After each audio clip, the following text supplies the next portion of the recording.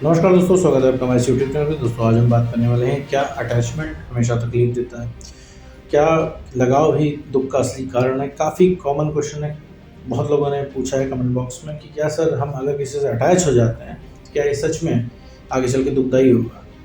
तो इस वीडियो के माध्यम से हम इस चीज़ को समझने की कोशिश करेंगे कि क्या सच में अटैचमेंट हमेशा पीड़ा का सबब बनता है। तो बिना किसी देर के इस वीडियो को शुरू करते हैं। तो मेरे दोस्त अगर तुम किसी से अटैच हो और उसके ऊपर डिपेंडेंट हो गए तो जाहिर सी बात है ये चीज़ तुम्हें तकलीफ देने वाली है। तकलीफ क्यों देने वाली है मैं बता रहा हूँ।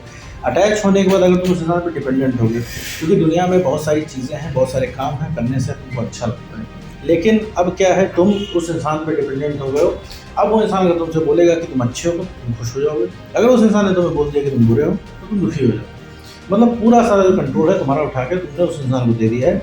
अगर वो इंसान तुमसे खुश है तो तुम्हारी ज़िंदगी बढ़िया है, तो वो इंसान तुमसे खुश नहीं है तो तुम्हारी ज़िंदगी में दिक्कत है, क्योंकि तुम परेशान रहोगे, तो उससे बात करना चाहोगे, तुम चाहोगे वो पहले से तुमसे एक्ट करे, लेकिन पहले से तो तुम ही नहीं ले जाते हो। क्यों? क्योंकि तुम अटैच होने की वजह से डिपेंडेंट हो गए हो। अटैचमेंट ठीक है, किसी अपने से अटैचमेंट हो जाता है, लेकिन अटैचमेंट के साथ अगर तुम उस इंसान पर डिपेंड हो गए तो ये चीज़ तुम्हें तकलीफ श्योरली देगी।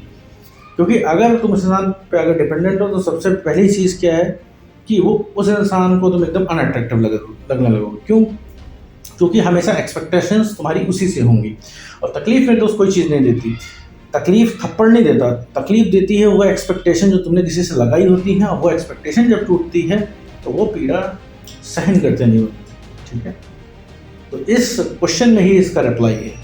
तो मेरे दोस्त, तो किसी से अटैच हो, साथ में डिपेंडेंट हो, तो वो इंसान तुम्हें तकलीफ दे देगा, क्यों चाहते ना चाहते हुए। अब मैं तुम्हें बताता हूँ, अगर तुम्हारी खुशी की वजह कोई इंसान है, मैं हर वीडियो करता हूँ, किसी इंसान की वजह से अगर तुम खुश हो, अगर कोई इंसान वजह है तुम्हारी खुशी की, तो तुम बहुत जल्दी भी दुखी होने वाले। रीज़न क्या है? कि तुमने वन एंड ओनली उसी इंसान को बना रखा है, क्योंकि वो इंसान जो सेटिस्फाइड है, जैसे मान लो तुम सेटिस्फाइड हो, तुम डिपेंडेंट नहीं हो, तो तुम्हारे पास खुशी ले आने के 20 तरीके हैं। तुमने कोई अपना काम कर लिया, तुम खुश हो गए, तुम कहीं जाके घूम आए, तुम खुश हो गए, ठीक है, अपना कोई ज़रूरी काम तुमने कर लिया, वो खुश हो गए, जो तुम शौक चाह और तुमने कोई शौक पूरा कर लिया तो तुम खुश हो गए, अपने पसंद का कोई काम तुमने निपटा लिया तो तुम खुश हो गए।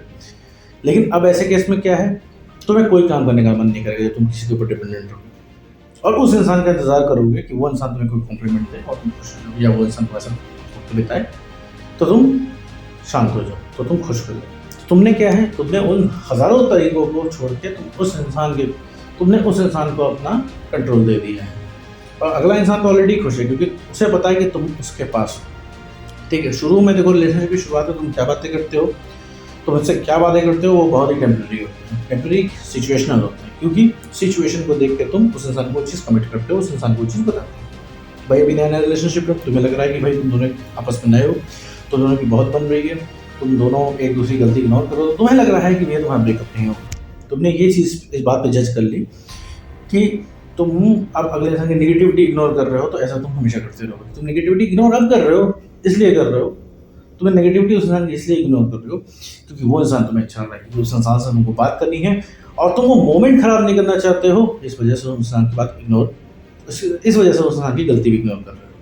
अब क्या है, इसके बाद क्या स्टेज आती है कि अब उस इंसान की गलती आगे चल के भी तुम इग्नोर करते हो, क्योंकि अब तुम्हें डर लगता है कहीं वो इंसान छोड़ के ना चल, और जहाँ मेरे दोस्त डर आया तो समझ लो वो चीज़ गड़बड़ हो गई।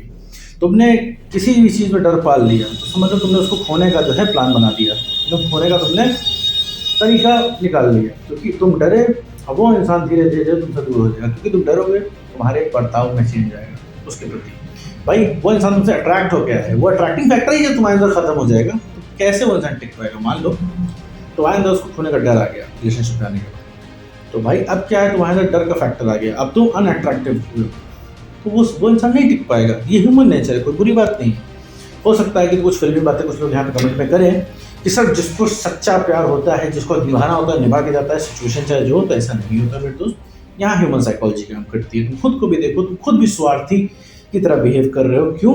तुम क्यों इस वीडियो पे आ रहे हो? क्यों सबको सही करना चाहते हो इतना खराब कर देने के बाद भी? क्योंकि तुम्हें वो इंसान चाहिए, ठीक है, क्योंकि तुम्हें उस इंसान से बात करनी है, इस वजह से तुम उसको वापस पाना चाह रहे हो। इतना बुरा उस इंसान ने कर दिया। रीज़न क्या है कि तुम्हें बात करने की तलब लगती है, तो ये चीज़ समझो, तुम्हारा उस इंसान से अटैचमेंट था, तुम इंसान पर डिपेंडेंट हो।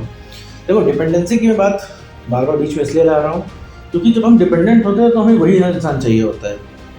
वो इंसान 50% का पार्टनर होता है, जितना तुम एफर्ट लगाओ उसका 50% उसे भी लगाना है, लेकिन यहाँ पे 100% तुम लगाते हो क्योंकि डिपेंडेंट गर्ज है तुम्हारी, झक मार के तुम्हें उसके पास जाना पड़ता है। यहाँ पे तुम्हारी मर्जी नहीं चल रही है, यहाँ तुम्हारे मन की मर्जी चल रही है और तुम्हारा मन बार बार उस इंसान को मिस्टेक्स करवा रहा है, अपनी जिद्दियाँ उड़वा रहा है। सेल्फ रिस्पेक्ट यहाँ पे खत्म हो रही है और जहाँ सेल्फ रिस्पेक्ट जिस रिलेशनशिप में दोस्त नहीं है वो कष्ट देगा। तुम सोचो जिस इंसान को प्यार करते हो, जो इंसान तुम्हारी खुशी की वजह है वही इंसान तुम्हारे दुख की भी वजह है। रीज़न क्या है? क्योंकि वो इंसान तुम्हें अब वो तवज्जो नहीं दे रहा है। तुम अब उसी इंसान से परेशान हो, उस इंसान से परेशान हो, कह नहीं पा रहे हो। क्यों? क्योंकि जिस इंसान को तुम सबसे ज़्यादा प्यार करते हो, जिस इंसान के तुम सबसे ज़्यादा सगे हो, तुम अपनी मन की बात तुम उसी इंसान से नहीं कह पा रहे हो। कहीं बाहर से कोई प्रॉब्लम है तो अपने पार्टनर से तुमने शेयर कर लिया, लेकिन तब तुम कहाँ जाओगे मेरे दोस्त? जब तुम्हें तुम्हारे पार्टनर से ही प्रॉब्लम, तब कहाँ जाओगे? ऐसे केस में तुम अंदर ही अंदर परेशान होने लगते हो और ये सिनेरियो पेनफुल हो जाता है। अच्छा, अब तुम्हें दिक्कत है, अब तुम अपने पार्टनर से बताओगे भी, डिपेंडेंट हो, अगर मान लो कि तुम डिपेंडेंट हो, अपने पार्टनर से बताओगे भी देखो मुझे अच्छा नहीं लगता, तुम प्लीज़ पहले से बिहेव करना शुरू कर दो, या फिर सब कुछ पहले ऐसा क्यों नहीं कर देते? उसे खुद ही नहीं पता है वो क्या कर रहा है, तो पहले ऐसा कभी नहीं कर पाएगा। तुमने देखा होगा तुम किसी इंसान के ऊपर डिपेंडेंट हो गए ना, उसे तुम्हें कॉल का फर्क पड़ता है, उसे ना मैसेज का फर्क पड़ता है। अगर रिलेशनशिप में भी हो तो कॉल का सारा फर्क आपको लगाना पड़ता है। रिलेशनशिप की शुरुआत में जो टाइम था वो अब रही नहीं गया है, अब वो स्पार्क ही नहीं रह गया है। जहाँ एक कॉल आपकी पिक हो जाती है तो वहाँ 10 कॉल आपको करना पड़ता है। अब सोचो आप तुम ऑफिस में बैठे हुए हो और तुम उसको कॉल कर रहे हो और वो इंसान कॉल उठा के कह रहा है कि भैया मैं मूवी देख रहा हूँ। अब सोचो तुम ऑफिस में भी हो तो उसको कॉल कर रहे हो और वो इंसान, उसके पास इतना भी समय नहीं है कि तुम्हें कॉल करे। कॉल करने से बढ़िया है तुमको वो इंसान मूवी देखना पसंद कर रहा है। तो सोच लो कि तुम्हारी क्या एक वैल्यू है उस इंसान की ज़िंदगी में। ये वैल्यू उसने खुद कम नहीं की है, ये वैल्यू तुमने कम की है। क्यों?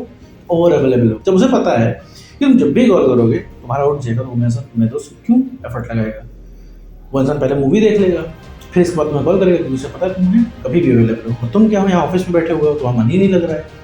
तो ये एक स्वार्थ है, तुम इसलिए फ़ोन कर रहे हो। अगर तुम उसकी तरह सेटिस्फाइड होते तो तुम भी ना कॉल करते। देखो मैं तो कोई बुरा मानने वाली बात नहीं, ह्यूमन साइकोलॉजी है, सबके साथ होता है, सबके साथ होता है। ठीक है मेरे दोस्त, तुम अभी उस इंसान के लिए स्ट्रॉन्ग इसलिए फील कर रहे हो क्योंकि वो इंसान तुम्हें चाहिए। तुम दिन भर सिर्फ रिलेशनशिप सोचो, अपने दिमाग को खंगाल के देखो, 99% तुम्हारे दिमाग में रिलेशनशिप की बातें भरी हुई हैं। इस वजह से तुम ऐसा कर रहे हो। ठीक है, वापस आते हैं मुद्दे पे कि भैया क्या अटैचमेंट तकलीफ देता है? तो जी हाँ, अटैचमेंट के साथ अगर आप डिपेंडेंट हो गए हैं तो ये प्रॉपर तकलीफ आपको देगा, क्योंकि आप उसी इंसान से त्रस्त हो जाएंगे, उसी इंसान से परेशान हो जाएंगे जिस इंसान से आपने प्यार कर रखा है, जिस इंसान के आप सबसे ज़्यादा सगे हैं, या फिर जो इंसान आपका सबसे ज़्यादा सगा है। ठीक है मेरे दोस्तों, तो उम्मीद करता हूँ दोस्तों आपको ये वीडियो समझ में आएगा। तो आज की वीडियो में